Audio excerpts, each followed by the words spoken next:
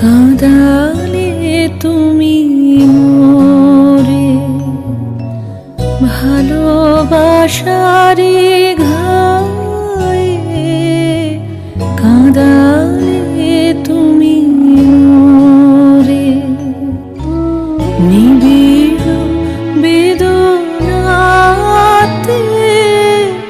পুলক লাগে গায়ে, কাঁদালে তুমি মোরে ভালোবাসারে ঘায়ে, কাঁদালে তুমি মোরে।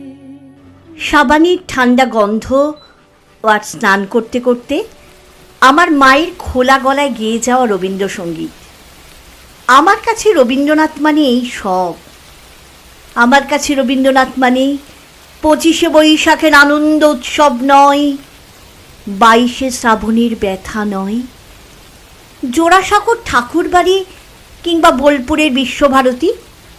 আমি কোথাও তাকে তেমন করে পাই না যেমন পাই আমার মায়ের খোলা গলায় গানে। তবে তাও যেমন তেমন কিংবা যখন তখন নয়। সন্ধ্যের অন্ধকার ঘনিয়ে আসা শেষ বিকেলে মা যখন অফিস থেকে ফিরে স্নান করে শুদ্ধ হতে যান, তখন। আমার মা কখনো গান শেখেননি। কেন শেখেননি এমন গলা? মা বলেন, রবি ঠাকুরের গান তো তানের নয়, প্রাণীর।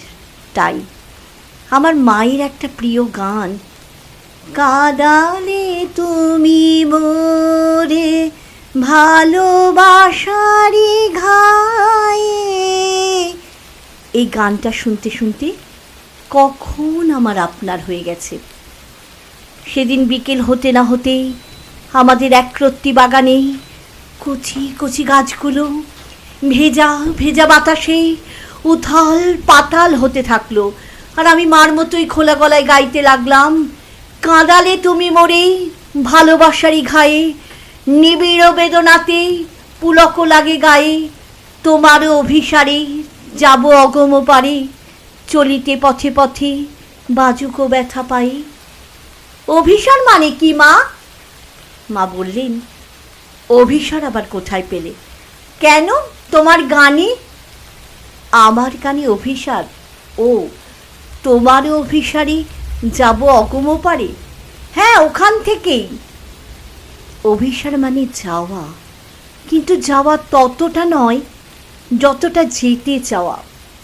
ঘরে ঢুকেই দেখি বাবা ফিরে এসেছেন কখন। বললেন, বৃষ্টিতে ভিজতে ভিজতে কোনো বর্ষার গান এলো না মনে? বাবাকে কি করে বোঝাই? অভিসার শব্দের অর্থ এখন আমি জানি, আজই জেনেছি ভালোবাসার আঘাতে কেমন করে কাঁদা যায়। এই সবই নিয়ে আমার রবীন্দ্রনাথ। আমি আমার রবীন্দ্রনাথকে এইভাবেই মেঘলা আকাশে, বাদল বাতাসে, মার স্নানের শব্দে, বিকেলের মরে যাওয়া আলো অন্ধকারে বার বার পেতে চাই, বছরের পর বছর, প্রতি বছর, যত দিন যাবে। কাঁদালে তুমি মোরে ভালোবাসারে